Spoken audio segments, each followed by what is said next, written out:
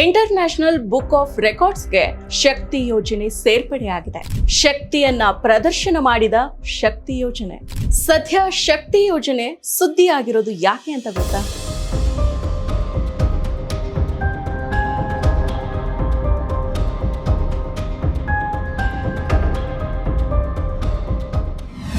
ನಮಸ್ಕಾರ. ಕಾಂಗ್ರೆಸ್ ಸರ್ಕಾರ ಜಾರಿಗೆ ತಂದಿರೋ 5 ಗ್ಯಾರಂಟಿಗಳು ಜನರನ್ನ ಸೋಂಬೇರಿಗಳನ್ನಾಗಿ ಮಾಡ್ತಾ ಇದೆ. ಈ ಉಚಿತ ಯೋಜನೆಗಳಿಂದ ರಾಜ್ಯ ದಿವಾಳಿ ಆಗ್ತಾ ಇದೆ, ಆರ್ಥಿಕ ಸಂಕಷ್ಟಕ್ಕೆ ಸಿಲುಕಿಕೊಳ್ತಾ ಇದೆ ಅಂತ ಬೊಬ್ಬೆ ಹೊಡಿತಾ ಇದ್ದ ಜನರ ಬಾಯಿಯನ್ನ ಈ ಯೋಜನೆಗಳೇ ಮುಚ್ಚಿಸಿದೆ. ಹೌದು, ಒಂದ್ ಕಡೆ ರಾಜ್ಯದಲ್ಲಿ ಜಾರಿಗೆ ಬಂದಿರೋ ಈ ಯೋಜನೆಗಳನ್ನ ಅಣಕಿಸ್ತಾ ಟೀಕೆ ಮಾಡ್ತಾ ಕುಳಿತಿರೋ ಈ ಬಿಜೆಪಿಗರೇ ಇದೇ ಯೋಜನೆಗಳನ್ನ ಬೇರೆ ರಾಜ್ಯಗಳಲ್ಲಿ ಜಾರಿಗೆ ತಂದಿದ್ದಾರೆ. ಜೊತೆಗೆ ಬೇರೆ ಬೇರೆ ರಾಜ್ಯಗಳಲ್ಲಿ ಅಧಿಕಾರದ ಗದ್ದುಗೆಯನ್ನ ಇರೋದಕ್ಕೆ ಈ ಯೋಜನೆಗಳನ್ನ ಜನರ ಮುಂದಿಡ್ತಾ ಇದ್ದಾರೆ. ಕರ್ನಾಟಕದಲ್ಲಿ ಜಾರಿಗೆ ಬಂದಿರೋ ಈ ಯೋಜನೆಗಳನ್ನ ಟೀಕೆ ಮಾಡೋರೆ ಬೇರೆ ರಾಜ್ಯಗಳಲ್ಲಿ ಜಾರಿಗೆ ತರ್ತಾ ಇರೋದು ನಿಜಕ್ಕೂ ಕೂಡ ಹಾಸ್ಯಾಸ್ಪದ.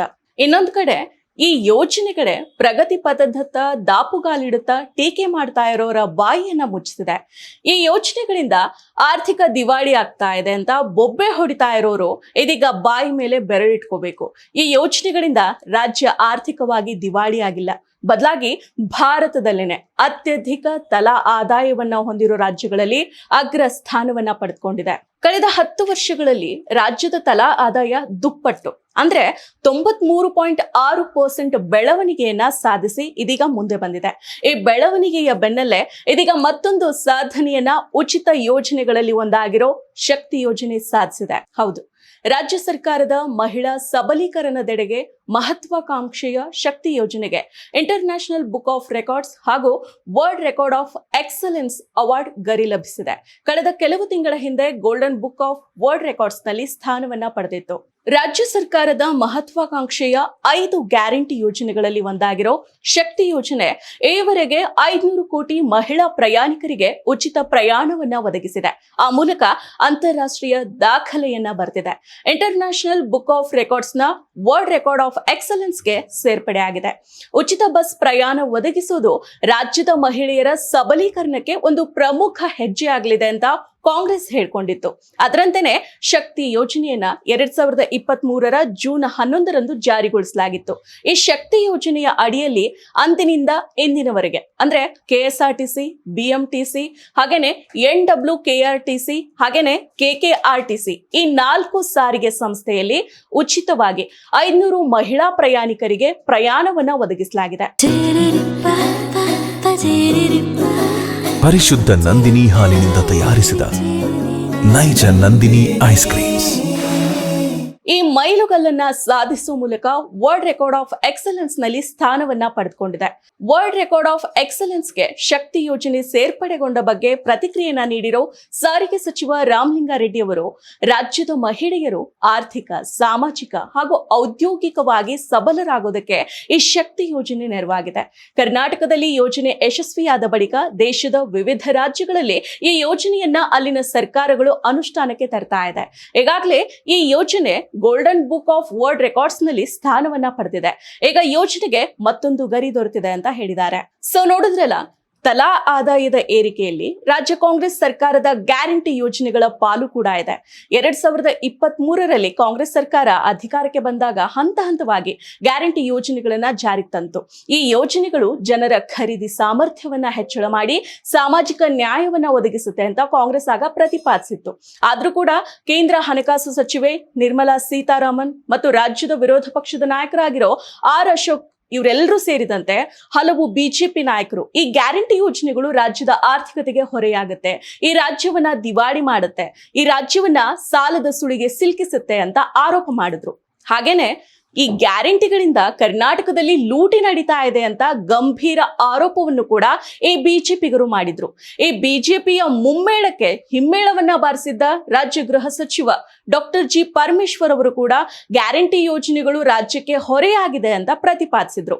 ಆದ್ರೆ ಗ್ಯಾರಂಟಿ ಯೋಜನೆಗಳು ಸಮಗ್ರವಾಗಿ ಮತ್ತು ಸಮರ್ಪಕವಾಗಿ ಜಾರಿಯಾಗ್ತಾ ಇರೋ ಈ ಸಂದರ್ಭದಲ್ಲೇ ಕರ್ನಾಟಕ ತಲಾ ಆದಾಯದಲ್ಲಿ ಉಳಿದೆಲ್ಲ ರಾಜ್ಯಗಳಿಗಿಂತ ಹೆಚ್ಚು ವರಮಾನವನ್ನ ಹೊಂದಿದ ರಾಜ್ಯವಾಗಿ ಹೊರಹೊಮ್ಮಿದೆ. ಇದೀಗ ಶಕ್ತಿ ಯೋಜನೆಗೆ ಇಂಟರ್ನ್ಯಾಷನಲ್ ಬುಕ್ ಆಫ್ ರೆಕಾರ್ಡ್ಸ್ ಹಾಗೂ world record of excellence award ಸಿಕ್ಕಿದೆ. ಇಷ್ಟು ಸಾಕಲ್ವಾ? ಈ ಗ್ಯಾರಂಟಿಗಳು ಎಷ್ಟು ಗ್ಯಾರಂಟಿಯಾಗಿ ಜನರಿಗೆ ಭದ್ರತೆಯನ್ನ ನೀಡಿದಾವೆ ಅಂತ ಹೇಳೋದಕ್ಕೆ? ಗ್ಯಾರಂಟಿ ಯೋಜನೆಗಳಿಂದ ಗ್ರಾಮೀಣ ಭಾಗದ ಮಹಿಳೆಯರ ಅಂದ್ರೆ ಗೃಹಿಣಿಯರ ಕೈಗೆ ಹಣ ಸಿಗ್ತಾ ಇದೆ.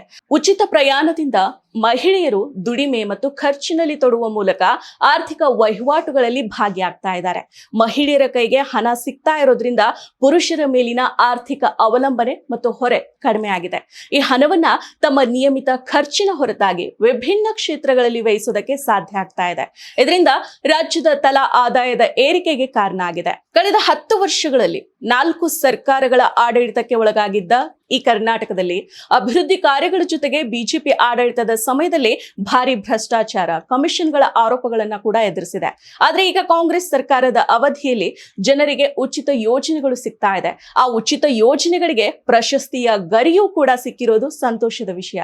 ಇನ್ನು ಗ್ಯಾರಂಟಿಗಳ ಪೈಕಿ ಅತಿ ಹೆಚ್ಚು ಟೀಕೆಗೆ, ವ್ಯಂಗ್ಯಕ್ಕೆ ಹಾಗೇನೆ ಅಪಹಾಸ್ಯಕ್ಕೆ ಗುರಿಯಾಗಿದ್ದು ಈ ಶಕ್ತಿ ಯೋಜನೆ. ಸಿದ್ದರಾಮಯ್ಯ ಫ್ರೀ ಕೊಟ್ರು, ಹೆಣ್ಮಕ್ಳೆಲ್ಲ ಹಾಳಾದ್ರು, ಹೆಂಗಸರು ಗಂಡಂದ್ರ ಮಾತನೇ ಕೇಳ್ತಾ ಇಲ್ಲ, ಸಿಕ್ಕಲ್ಲಿ ಸುಮ್ನೆ ಹೆಂಗಸರು ಓಡಾಡ್ತಾರೆ, ಗಂಡ ಮಕ್ಕಳನ್ನ ಬಿಟ್ಟು ಊರೂರ್ ಸುತ್ತಾರೆ, ಬಸ್ನಲ್ಲಿ ಗಂಡಸರಿಗೆ ಸೀಟೇ ಸಿಗ್ತಾ ಇಲ್ಲ, ಗಂಡಸರು ಓಟ್ ಹಾಕಿಲ್ವಾ, ಹೆಣ್ಮಕ್ಳಷ್ಟೇ ಓಟ್ ಹಾಕಿರೋದಾ, ನಮಗೂ ಕೂಡ ಫ್ರೀ ಕೊಡಿ, ಹಿರಿಯರಿಗೆ ಫ್ರೀ ಕೊಡಿ ಅಂತ ಈ ಶಕ್ತಿ ಯೋಜನೆಯನ್ನ ಗೇಲಿ ಮಾಡಿದವರೇ ಹೆಚ್ಚು. ಹೆಣ್ಣು ಮನೆಯಿಂದ ಹೊರ ಹೋಗೋದನ್ನ ಸಹಿಸದೇ ಇರೋ ಮನಸ್ಥಿತಿಗಳು ಶಕ್ತಿ ಯೋಜನೆಯಿಂದ ಸಂಸಾರಗಳು ಹಾಳಾಗ್ತವೆ, ಹೆಂಗಸರು ದಾರಿ ತಪ್ತಾರೆ ಅನ್ನುವಂತಹ ಕ್ಷುಲ್ಲಕ ಟೀಕೆಗಳನ್ನ ಮಾಡಿದ್ರು.